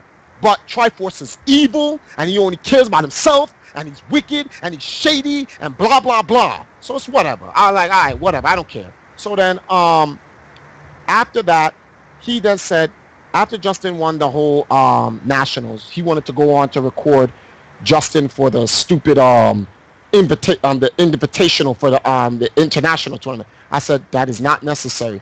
You already have Justin winning the national tournament. End the movie on that. No, but I want to see if he can beat Daigo. I said, do not bet the farm on Justin beating Daigo. He said, hey, listen, if he loses to Daigo, we'll cut it and we'll end the movie on him winning the U.S. national title with the big trophy and the interview with the G4 TV, the whole 9 yards. I go, okay, no problem. Let's do that. So he goes, okay. So here's a controversial part. The part where I'm telling Justin when he wins the trophy to make me come on stage, give me props, and tell everyone that I'm his manager and yada, yada, yada. What the film does not show you is the other part that where Justin asks, is it necessary for me to even do that? And I explained to Justin why. So I told Justin the reason why you need to give your manager props like anyone who's a part of any organization would do when you make it that far is because you want all the other businesses to know if you are interested in doing business with Justin Wong, you need to go through the people that he's affiliated with, which is Empire Arcadia. That's fair enough, right? Just like when Justin does big things, he gives props to EG all the time. I love EG. I love EG. Shout outs to Sir Scoots, blah, blah, blah. But when I ask Justin to do that for me, I'm shady. That's crazy. Like, isn't that double standard? Yeah, So, let me tell you something, and this ain't putting you on blast, but this is being real. I mean, we all know that you're looked at as the shady guy in the scene. And it's like, you know what, I look at it and I say, people are going to say whatever the hell they want. I can honestly say, I ain't seen, from my perspective, you do anything shady except basically do what I do. I ain't looking to make profit. I'm not looking to, I'm here in the community because I want to be. That's it. I want to help people. I mean, do I want to make money? Yeah. Am I going to go knocking down doors? No, but I'm gonna hustle if I have to hustle. But at the end of the day, it really is about making this community grow and being old school like me. When the community consisted of hanging out in Broadway Arcade or Playland or Chinatown, and that's all there was. It's gone from since, I'll give you a little shout out there for Nintendo, but since Nintendo came on the scene, this scene has grown to such a level that it no longer is containable within just the household. Where it was, I buy my Nintendo, I get my Rob the Robot, and I sit and I play Gyromite by myself. That was their original goal, was to give you your little Rob, what do they call it, the robotic operated buddy. Yeah. And it was so you could sit, because you know what, let's be realistic. Games were originally intended for young teens to, basically children. Now that it's turning into a business, you're seeing all these people that are coming out, and they're all going to pull that Don King, I'm out for you, I'm out for you. You have the gift of gab, which a lot of these people don't have, and sometimes that does put people off, because you kind of give off that image, like in Rocky V in the back of the alley, hit me, I'll sue. You got that, you almost have that Don King persona, but I see past the bullshit, and I think you're on the up and up, that you're just out to make people actually understand that beyond the game there is a life, but at the same time, your life can grow from the game, but it ain't gonna grow just playing the game. That's in fact, you summed it up in the shortest phrase. That's exactly what it is. That's literally what it is. Okay. But let's focus on the scam here. So remember I said that we signed a contract for 15%, right? Yeah. So now that movie was finished in 2010. It is 2012. That movie went on iTunes, IndiePix, Xbox Live, PlayStation Network, and recently it was on Hulu. And Pirate Bay. Huh? Sorry. Oh. Nothing. And then he told me last year that I would get paid my first cut in December of 2011. December 2011 came. I said, hey, man, EMP really could use its cut right now. Want to help the guys out, Sanford, Perfect Legend, the rest of these guys. So I don't have to be begging the community for money, for sponsorship, since we're blacklisted in the Shoryuken, Capcom side of the fighting game community. He says, well, we haven't sold anything. We haven't sold enough yet. Okay, not a problem. He said, so July 2012, we can send out your first payment. Not a problem. I'll wait. So as you guys know, it's the 4th of July. I've heard nothing from this guy. And I spoke to a lawyer, and I'm going to show you the scumbag stuff about this. He asked me, I showed him the contract in which I get 15% net. So for anyone who's a businessman or knows about business, by me just saying 15% net, you all know I just got hard. For those who don't know, let me explain it to you. When you put 15% net, well, actually, the first thing you do, never sign for anything in net. Always go for gross. Yes. If you put net, you're done. Because it's not because they can charge more. It's because they can associate any cost relating to the further promotion of the film as a part of the expense. Meaning they can keep making expenses for the film where you'll never get paid. So that's what he did. Now this is what happened to me already. So, but he screwed himself over because he made a post in which I recorded, and I have it via Google Catch and several other forms of evidence, where he says the proceeds and profit, which he messed up by using the word profit, that he made from the King of Chinatown, he used to then put into a new project called Gamer, which then he went on, which gets us up to date with the CEO. In the film Gamer, he takes pieces of footage and contrives a story that is not true, which indirectly defaces me, because it makes it sound like I'm trying to bring Justin Wong back to Empire Arcadia, and that's why I went to CEO. I was invited to CEO by Alex Jabali and the guy King of Chinatown, so that me and Justin would do a Q&A for the King of Chinatown. In the film, he makes it sound like I'm late. He says Triforce, who arrives at CEO late as usual. Really? Like, no. First of all, I was in Chicago, and I told you I was coming at that time. What was I going to be there early for? I don't play the game.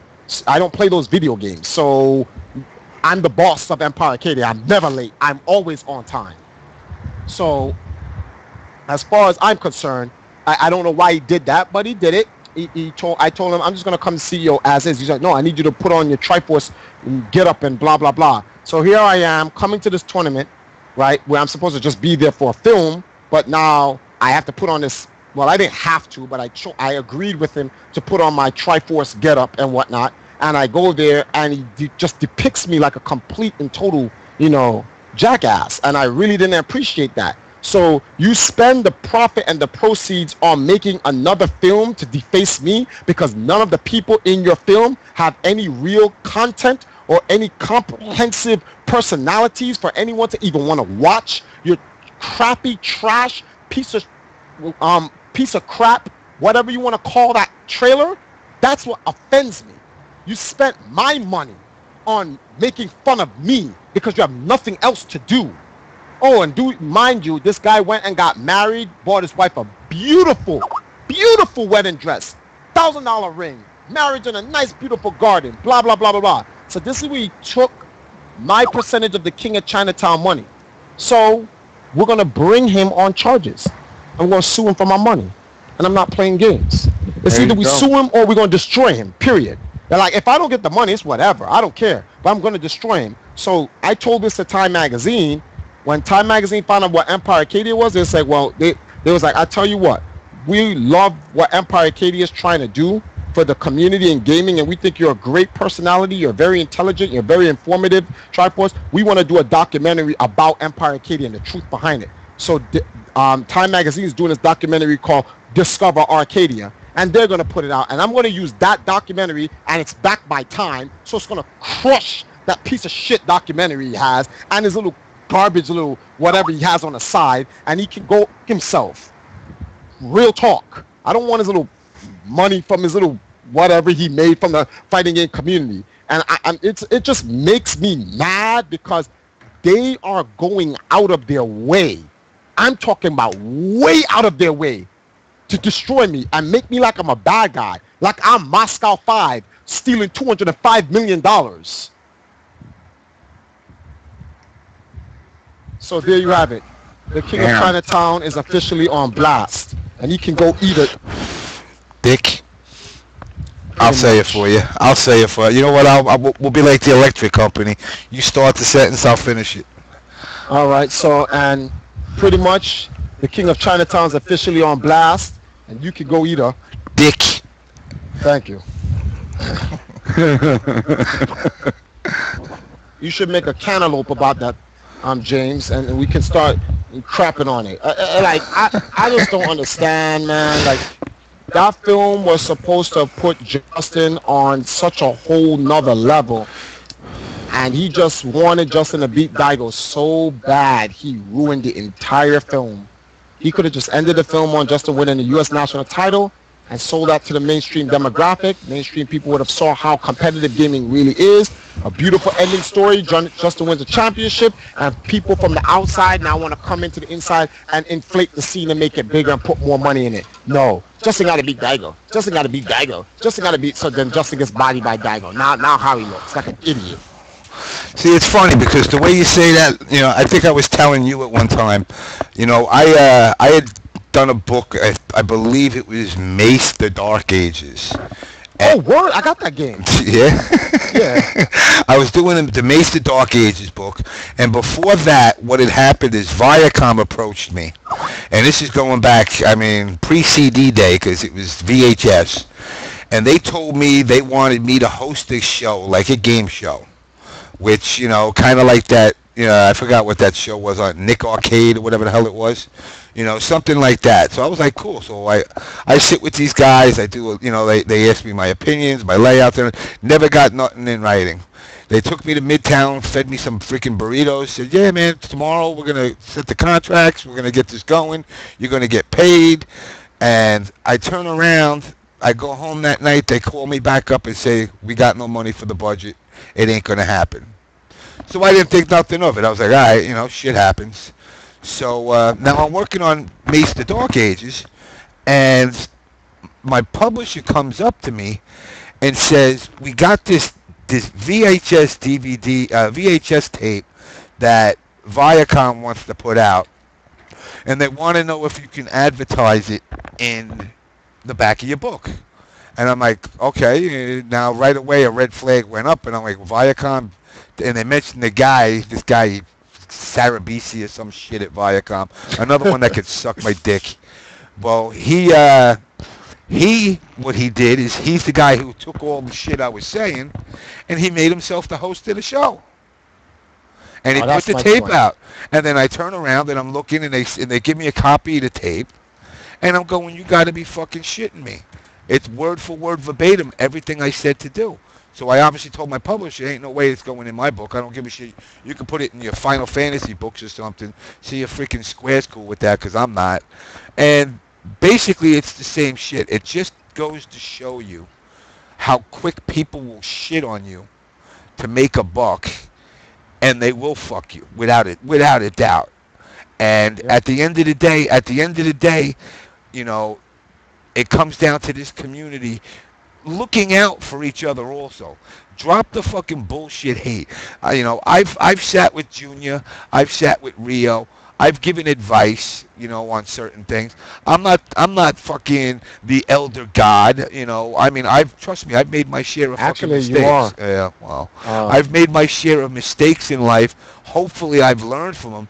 And when I see somebody making mistakes, I try to tell them before they do it.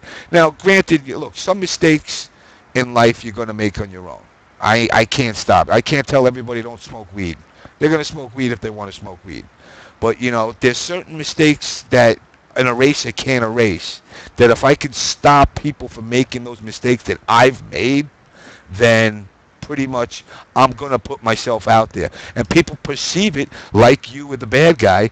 You know, I'm getting perceived as, you know, oh, you're jealous, you're hating. I don't hate anything. I hate everything, but I don't hate any one person or one thing in particular. But I don't want to see these players taken advantage of, where, like you said, 15%. That's the same shit they did to me. They gave me 10 grand up front against, 10% royalty. Wow. Against 10% royalty, which means until 3% royalty. Until it made $10,000 in royalties, I never got a dime. And now, of course, they would write off, the printing paper, the custodian, this, that. So even after the 10 grand was made, I was getting checks for like $20. Damn.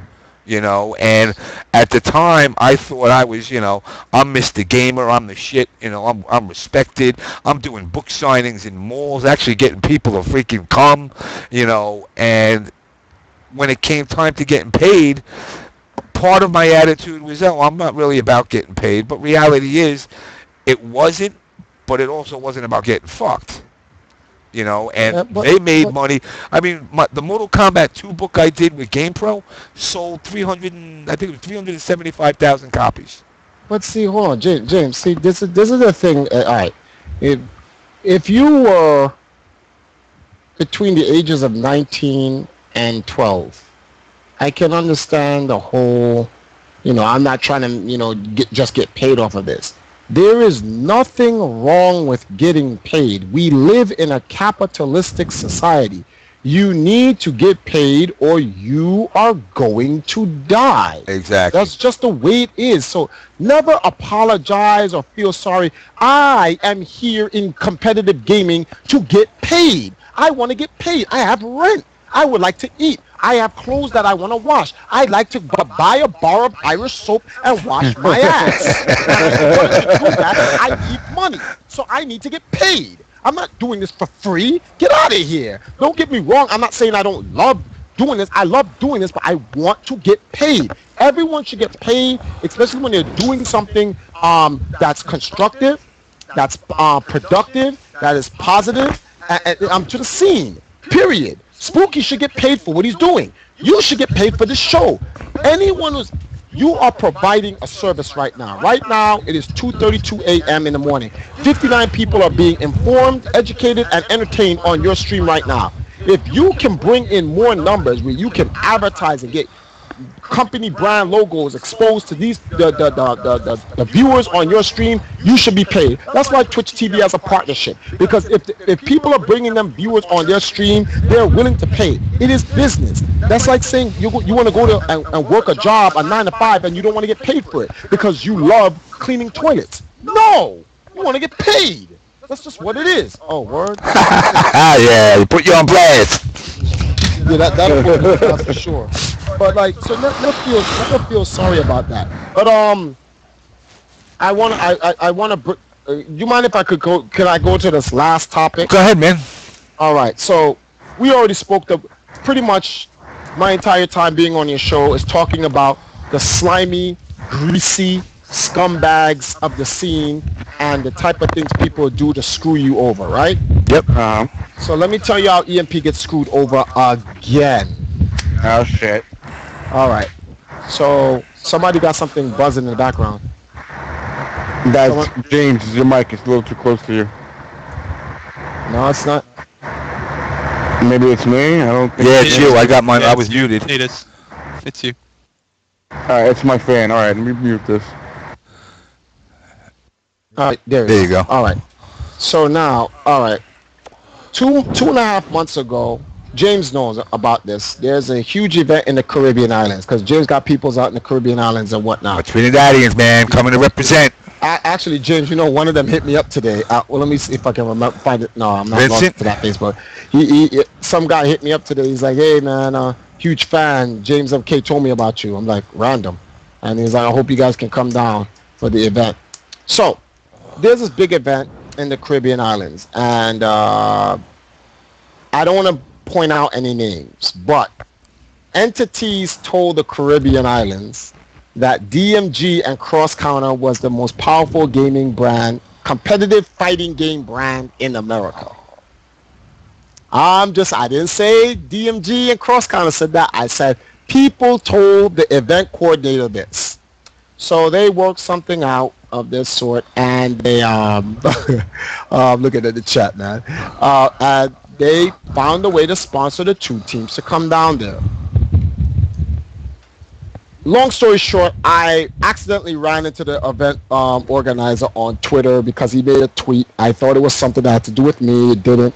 Blah, blah, blah. Long story short, he goes, hey, what's Empire Arcadia about? I give him the presentation because I have a press kit on standby, which explains the whole Empire and all of our accolades and wins and Guinness record, this and that, blah, blah, blah.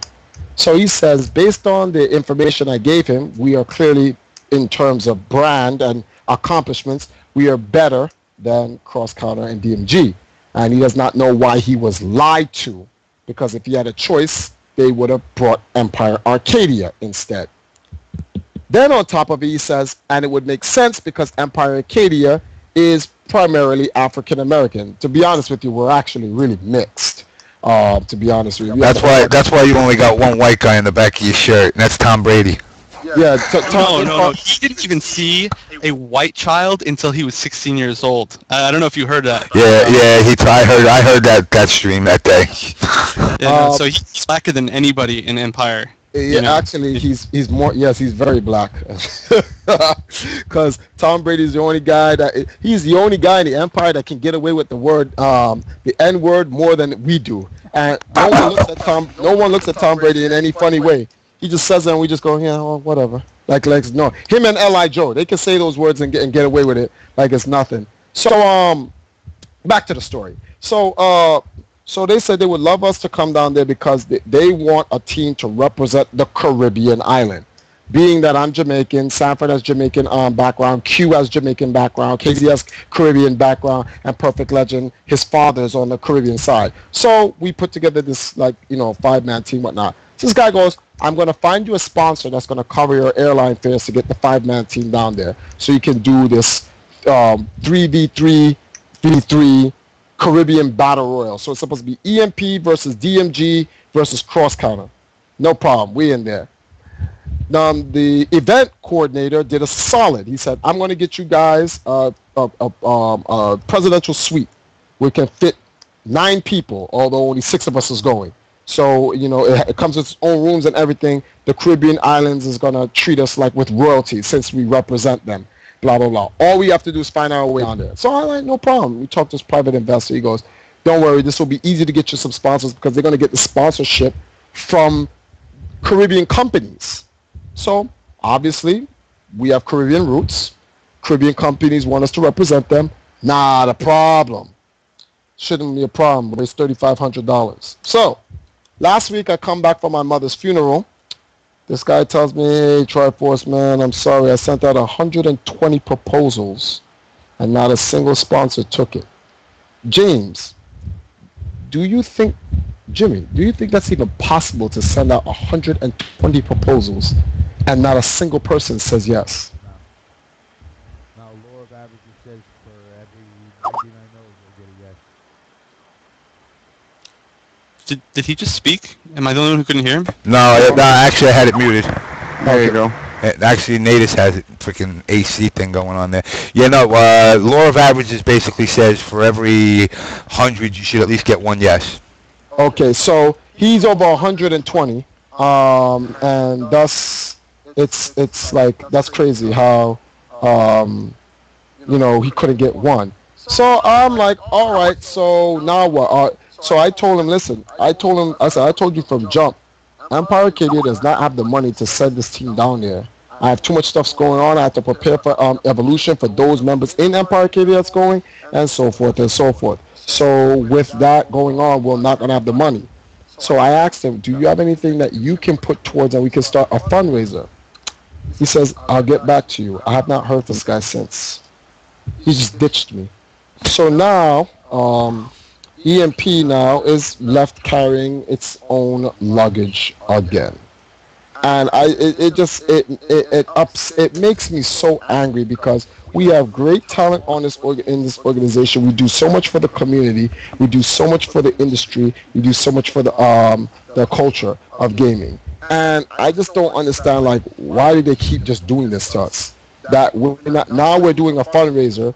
We can't even get all 5 players there, so we're at least trying to get Perfect Legend, and we're trying to get Sanford out there because they have a big MK thing going on down there. Yeah, well, I was trying to put the bounty on him, but the bounty thing's getting old with him, and he's stepped up his game, so I don't know if it's even worth putting the bounty on him now. Nah, don't put the bounty on it. You don't want to lose no money now, because like now he's up there with the top brass guys, so that's a big risk you're taking. Yeah, no. But Well, I figure $100 American is 500 Trinidadian, so I'll pay fucking Trinidadian. Actually, it's 600. It's 6 to 1. That's a good way of getting away with that. I can actually offer 6,000 and then want to say I hand you fucking $100 and be like, hey, that's what I said. Yeah, yo, and you know what $100 American dollars is in Jamaica? No. $86,000. Damn, I be getting some whores left and right. Ooh, did I say that? 86,000 Jamaican dollars equals that's fucking crazy. US dollars. I was like, this is madness. So when I went down to Jamaica to bury my mother, that I was like, yo, I did not remember the money being that bad in Jamaica. The money was bad, but like 20 years ago, it was not that bad. That is just horrible.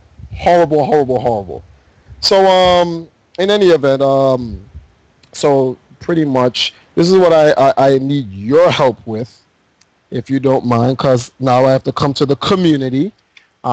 Fortunately, we got one sponsor. They even left a comment. It says, on behalf of the St. Martin Tourist Board, we would like to make a small contribution towards having these talented gamers come to our event. We encourage other companies to follow our lead. And, I can't read the rest. It just says ... But yeah, they left that. They gave in $100 today. So can I put this link in your chat? Yeah, of course. Sure, go right ahead. Yeah. All right, thank you. Turn your fan off, man, or your AC. Who, me? No, freaking George Natus.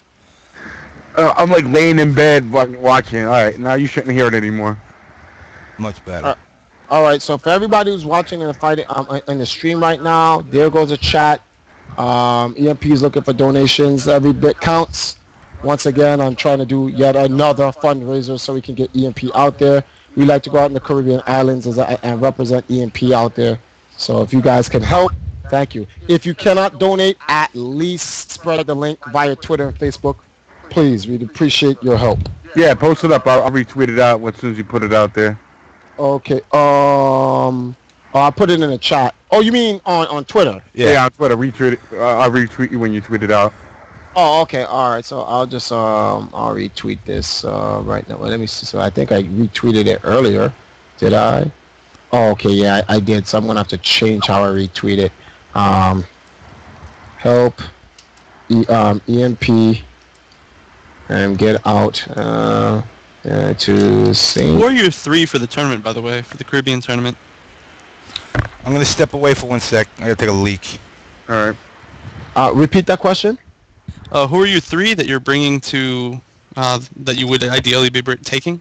It will be Q because we need 1 girl, Perfect Legend, and Sanford. KDZ was gonna go, but he opted to go. It's because he said it's too late in the time. He can't get his passport in time, so he just wants to go to Evo. So he booked and went to Evo. But they're using who they're using. They're using Kiane for cross counter, and they're using Burn Your Bra for DMG, and then they have 2 other players. They have 3 other male players, but they are willing to shorten the tournament on the battle royal down to just 3 people, 2 guys and a girl. So I want Perfect Legend and Sanford and Q to represent EMP. Now, let me ask you a question. What games are they playing? All the games that they're going to be playing Soul Calibur down there. They're going to play Marvel down there. They're going to play AE, Cross Tekken, Mortal Kombat, not Gears of War, Call of Duty or Halo, I think. No, yeah, it's Call of Duty. FIFA, a couple of sports games and stuff like that. But in fact, I left a link in the thing. So if you go there, go to that link, you'll see the donation. But if you scroll to the top and just click home, you can read up everything about it. Okay, because they're doing like a 3 versus 3 versus 3, like a 3-team thing. That's why I was trying to figure out how do they determine the winner of the teams? Like which person wins the tournament or what? No, it's gonna be a round robin. That's how. So the team with the most points, the team with the most wins is gonna be the actual win. So it doesn't matter what game they're playing, just the most wins. And within the selected game for that battle royal, not throughout the whole tournament. The single player tournament is separate from the battle royal. Okay, now so wait, what game are they playing in the battle royal? That's what I was trying to figure out. Oh, the games that they're playing in the battle royal, it's Street Fighter and Cross Tekken, and then if it magically becomes a tie, the tiebreaker is Mortal Kombat. Oh. So you're just like hoping for a tie. Only person that knows how to play the tie, please. Hey, well, they better make sure they beat us in that tie. Oh, that's You got that player one advantage. You got player one advantage in the 3v3v3. I think that's what's up. You winning all ties. Nice. Hey, listen, they better make it count. They better not lose. That's all I gotta say. Hey, if they lose, man, it's not a good look. If they tie with us, that's not a good look.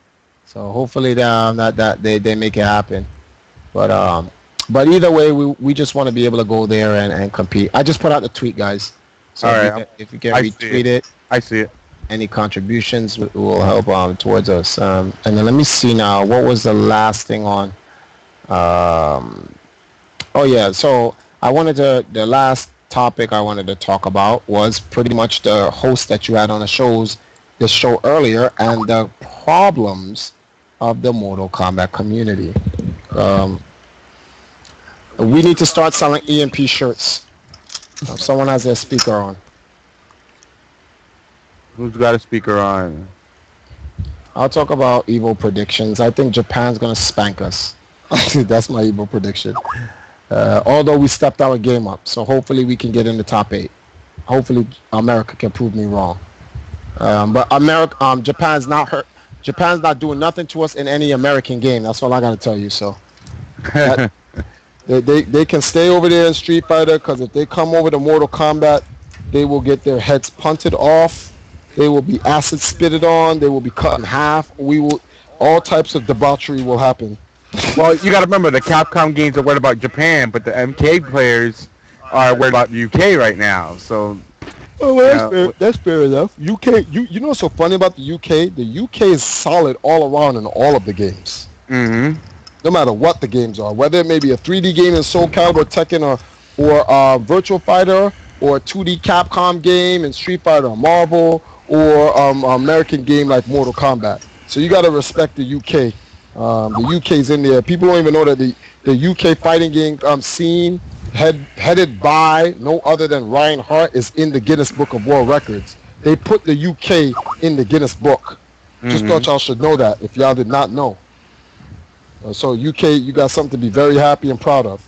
All right. But yeah, so back to the whole Mortal Kombat community. So from what I've understanding, based on the exiles that you had on your show and so forth, these guys, UMK was the joint back then, and then now, the new sites are not giving it respect. I mean, no, they warred with the community, and the community banned them. They came onto the show, and it's kind of like listening to the Fonz. I don't know if people on the show remember the Fonz, but it's kind of like listening to the Fonz whenever he had to say, "I'm sorry." It just didn't come out. He was just, well, these guys are basically saying, look, we did some fucked up stuff, but I feel like this community wants blood. Where it's like, look, they'll say, well, we banned them, we unbanned them, we banned them, we unbanned them, we banned them, they keep doing it. So what? We live in a day and an age, they mention, fraud, identity theft. Don't you guys got, like, identity theft protection? I mean, isn't it, like, a common thing these days? Ain't nobody, I'll leave my credit card in the middle of the street of New York City. Use it. I'm going to get a call before it gets authorized to be used. So it don't matter. You can't buy shit with it. But these guys, did they do some bad stuff? Yeah. And they admitted it. Were they banned for it? Yeah. Are they looking to at least put closure to it? Yeah. Are they looking to automatically be unbanned and like everything be forgiven and forgotten? No, they're not stupid. But the way they come off, at the same time, it almost seems like, it's like if you punch me, I'm gonna punch you twice. If you punch me twice, I'm gonna punch you 6 times, and it's just like I said, the best way to explain it was Palestine and Israel, man. No matter how much they fucking say they're gonna get peace, it don't happen. So the point of me having them on, which in a nutshell, had the whole Test Your Might website turning on me, because to me, by them doing what they did, they didn't support me. It had nothing to do with them, but they said, well, no, it was because of them. Yeah, but they don't run the show. I let them bring their speech on, because being that the show is about putting people on blast, and trying, the name itself, this isn't only going to be a show where I'm going to come on my show and go, hey, Triforce, fuck you for an hour. I don't, that's stupid. But it's going to give people the opportunity. If somebody messages me or messages George and says, hey, you know what, I was at Evo and, CD Jr. spit in my face, I'm going to say, you know what, you're on the other side of the country now. If you want to be an internet tough guy, do it that way, but, expose him for what he did. Yeah. Let people know that, what, it's almost as if me showing an emotional side. Tell people, this person pissed me off, this person hurt me, this person did something messed up. Like I said, at East Coast Throwdown, I was talking about it earlier, one guy had a room, he paid for the room, 12 guys stayed, nobody paid. Oh, wow. And he was upset, which on the one side I feel bad, on the other side you let it happen. Yes, your own fault. I would have not. I mean, it's just no way I would have tolerated that. But in a nutshell, what is this? Hold on, we need a tour of the house. Why do we need a tour of the house? You guys want to tour my house? But basically, the whole premise of this show is to try and get this community as one. I am not gonna sit and spend 16 hours, no offense to KTP, you did run a great show, but I'm not gonna spend 16 hours talking about fucking frame data, which they didn't do. They delved into other subjects, but that's not the community. That's talking game talk. If I want to do that, when I go to VSM, I can listen to, this guy's got a -3 on startup and this guy's got a +4. I don't care. You're old school like me. Back in the day, there was no frame data. You learned what beat what by playing the freaking game. Yep. And I think that's what a lot of the fighters lack today. They lack fighters experience. What they're doing is called tech fighting. They're not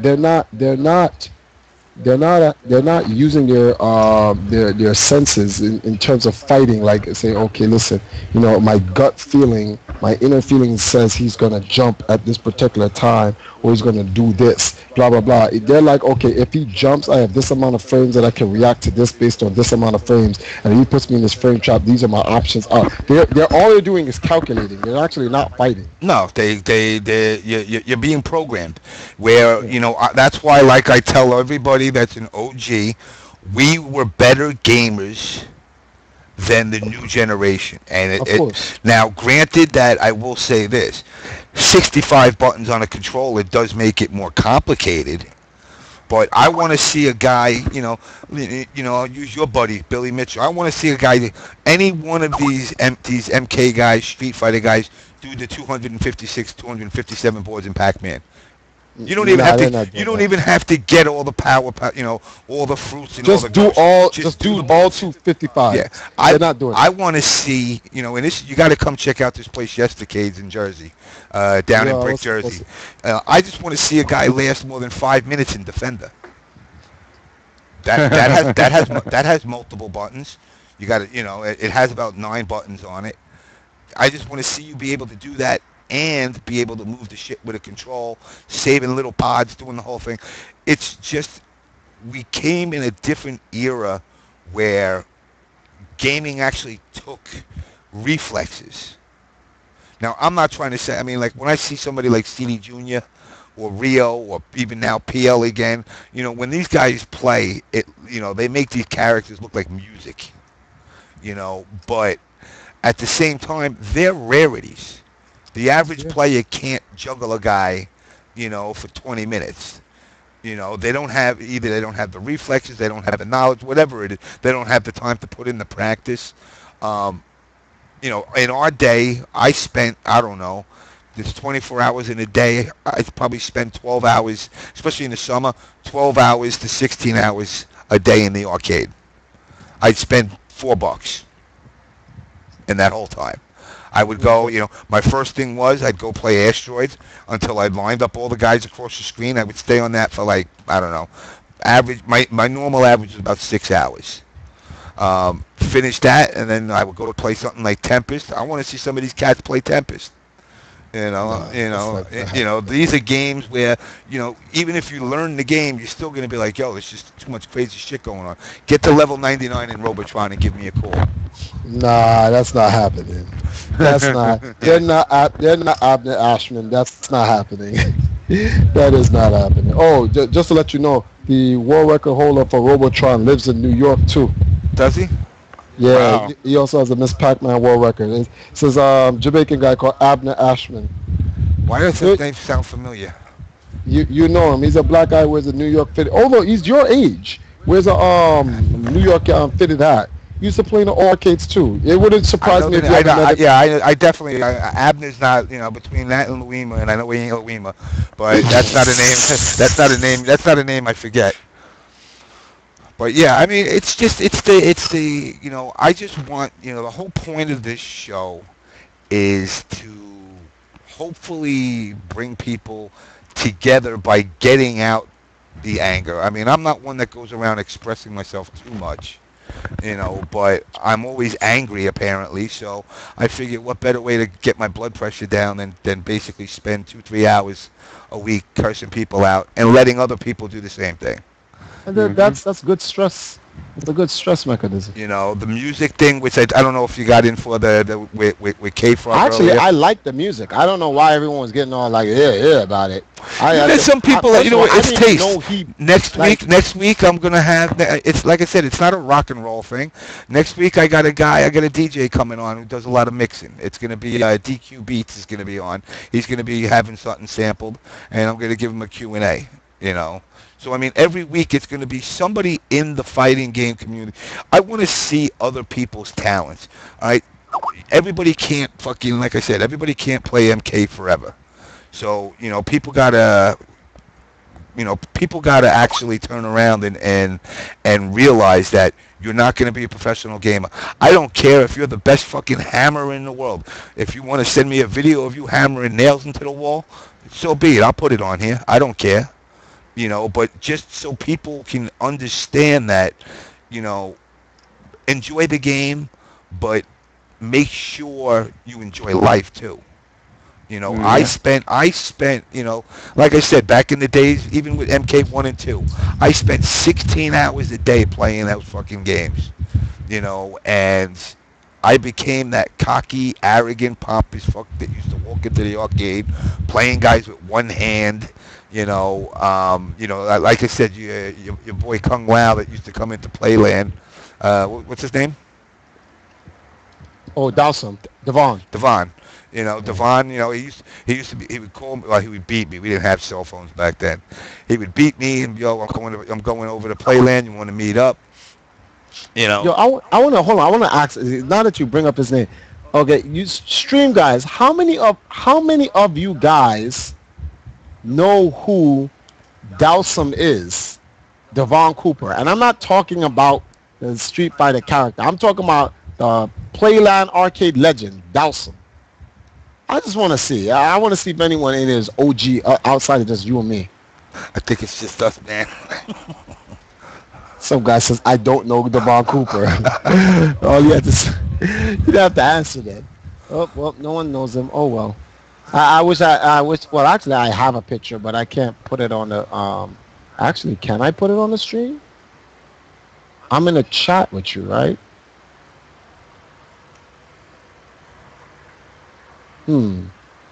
No, it would only show on your. It would only show on your stream. Okay, never mind. Not important anyway. Whatever. Okay, so. The truth. You know him? Stop lying. But the truth. You said you had he had a question earlier, but I forgot what the question was. It was too far up. Do you remember what you was asking me? I wanted to get to his question, but we got into the whole putting King of Chinatown guys on black. Oh, about Brady. What was the question again? He wanted to know what you thought about Evo not choosing Brady to commentate, I believe. I think Evo didn't choose Brady to commentate because of MLG. Oh no, I don't. Brady never confirmed he was going to Evo. I think that's what it came down to. Because Brady just bought his ticket today, so he's going to Evo, but he never confirmed his ticket. So I guess that could have been the issue. But